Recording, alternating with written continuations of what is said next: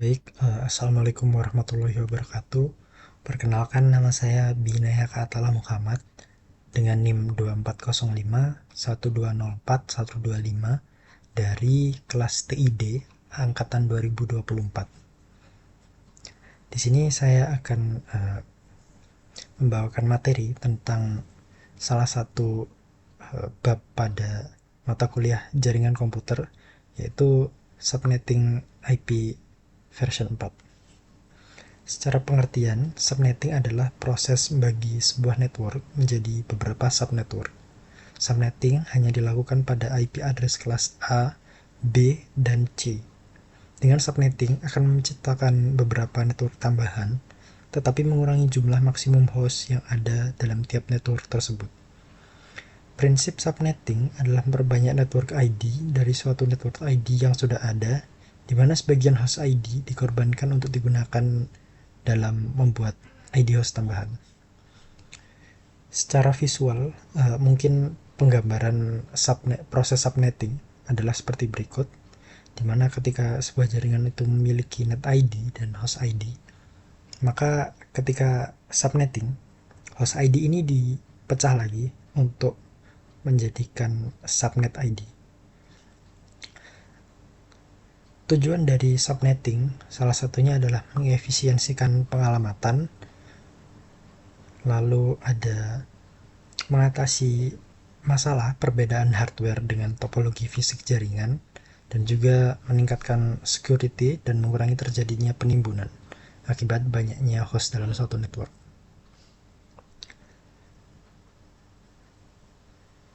Di sini saya sudah memiliki sebuah topologi dalam di software Cisco Packet Tracer. Bisa dilihat di sini ada 6 PC yang terhubung ke satu network, dan masing-masing 3 PC ini terhubung ke salah satu switch sebagai yang melambangkan gateway-nya. Jika kita lihat pada router di sini, ada dua subnet, yaitu 192.168.10.6 dan juga 192.168.10.14. Untuk subnet 192.168.10.6, di sini masing-masing ada 3 PC, mulai dari PC 1 sampai PC 3 dengan IP address yaitu 192.168.10.1 dengan gateway defaultnya 192.168.10.6, yang mana adalah subnet dari PC ini. Jika kita lihat lagi di PC 2, di sini alamat IP-nya adalah 192.168.10.2.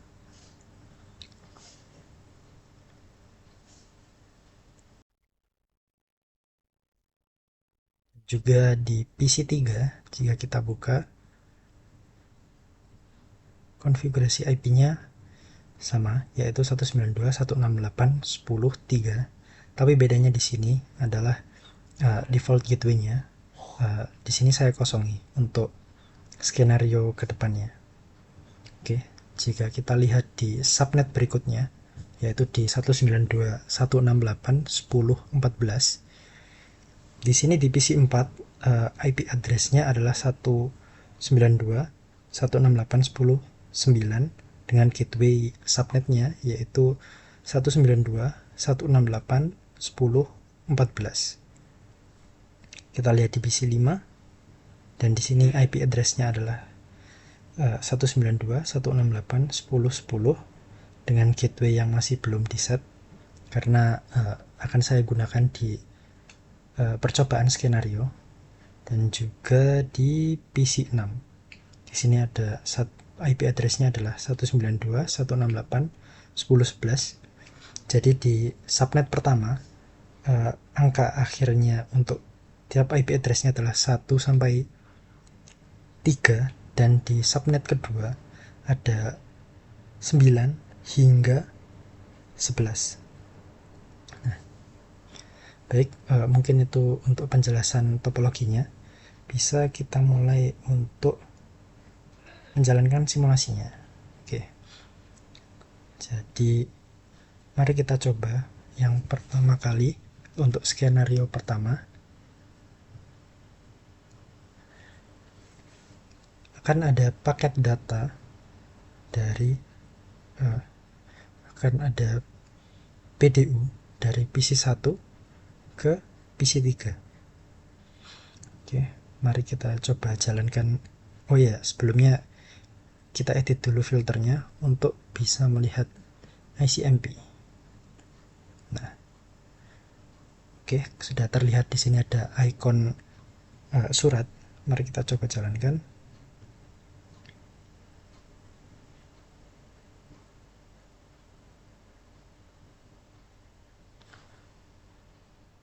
Oke, PDU bergerak dari PC1 ke switch dan ke PC3.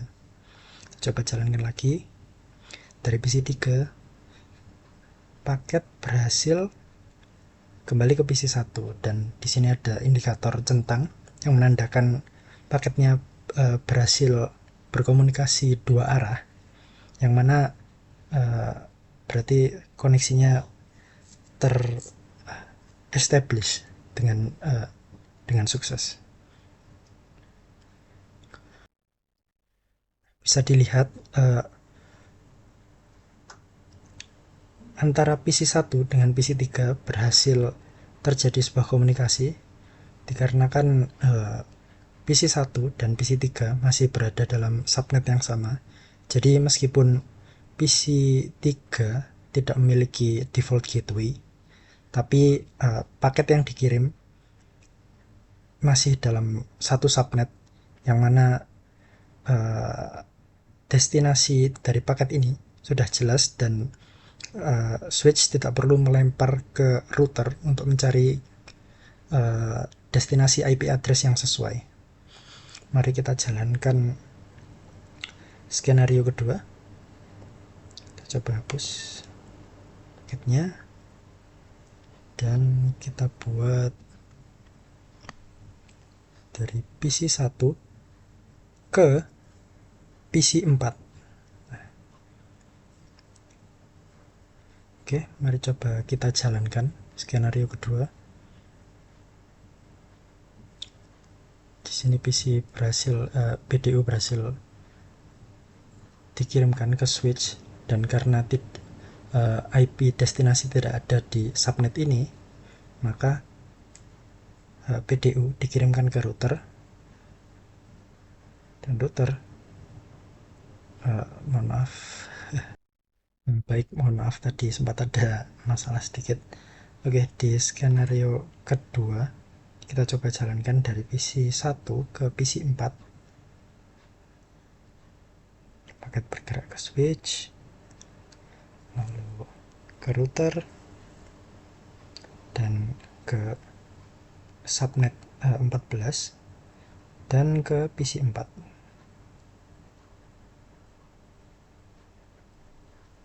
Selanjutnya dikembalikan dan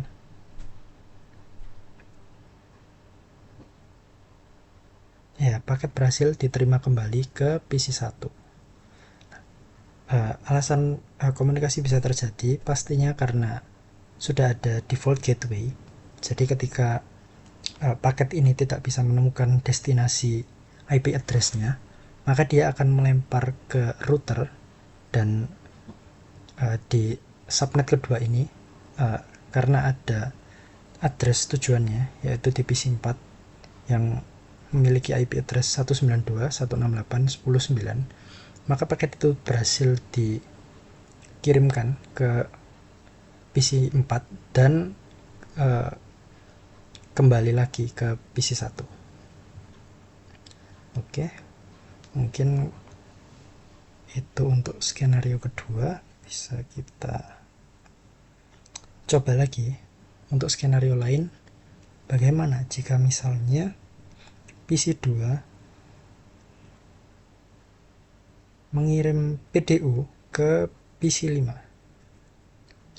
Nah, karena PC2 ini sudah memiliki default gateway yaitu 192.168.10.6 dan PC5 tidak punya.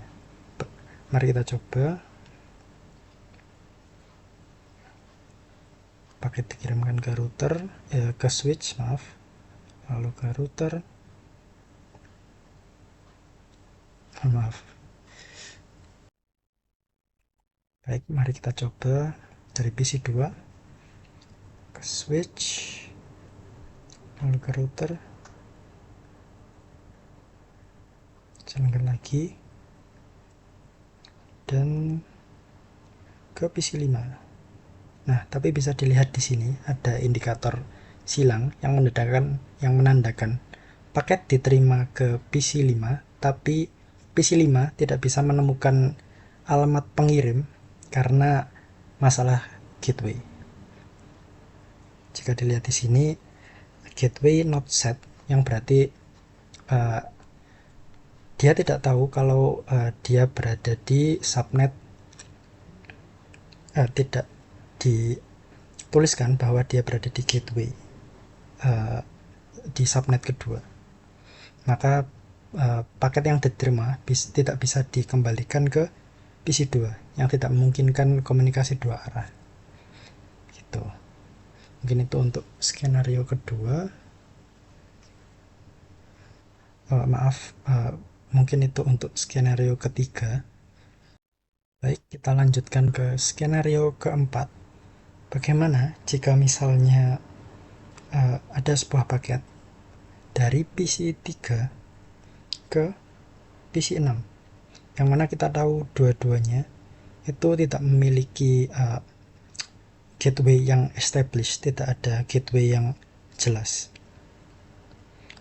Di sini dari IP address 192.168.10.3 ke IP address 192.168.10.11. Oke, mari kita coba jalankan simulasinya.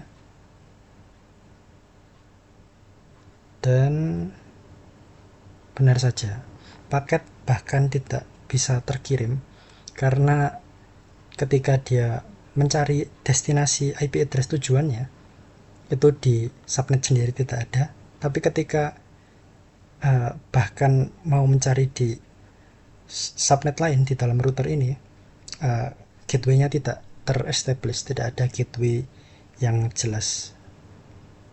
Mungkin itu saja. Lalu mari kita coba menggunakan komen traceroute. Baik, mari kita coba dengan menggunakan komen prompt traceRT atau traceroute. Di sini mari kita coba di PC1 dan coba kita hubungkan ke PC berapa berarti? Ke PC4 dengan IP address 192.168.10.9. Coba dia akan melacak arah rutenya. Jadi dari PC1 tuh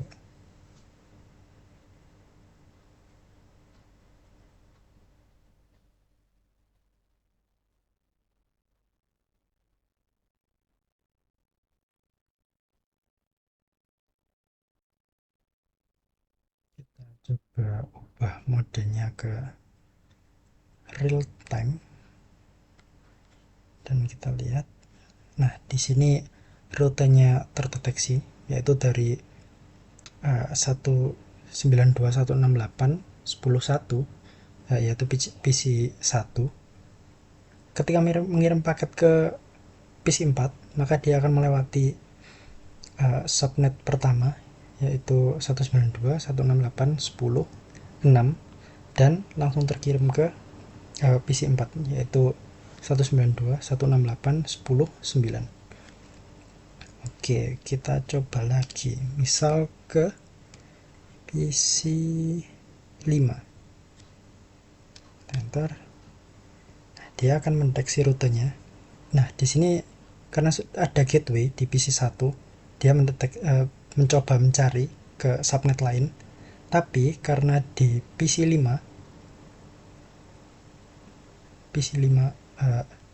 dia tidak memiliki default gateway, maka di sini bisa dilihat muncul request timeout.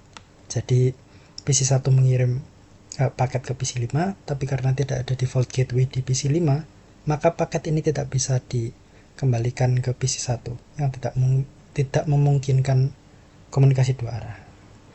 Karena akan terus berlanjut seperti ini, kita coba hentikan. Nah, kita coba PC2. Misal kita hubungkan ke PC6.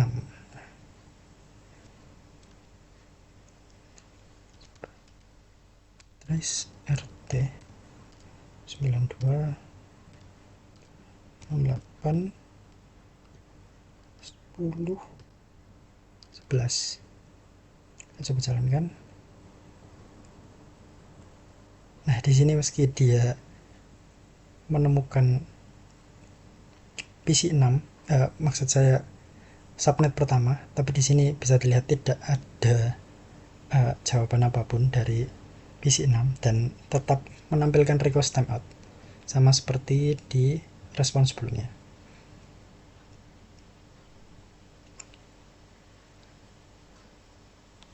Mungkin satu percobaan lagi, misal di PC3 yang tidak memiliki default gateway, coba kita trace route ke PC6 yang juga sama-sama tidak memiliki default gateway.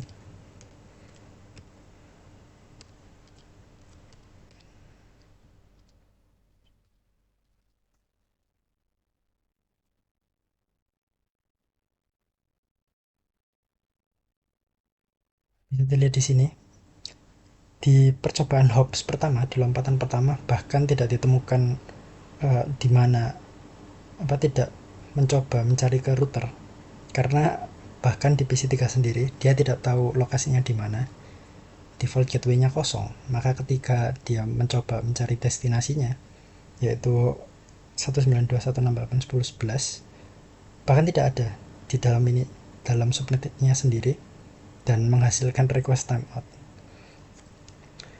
Baik, kita coba selesaikan saja.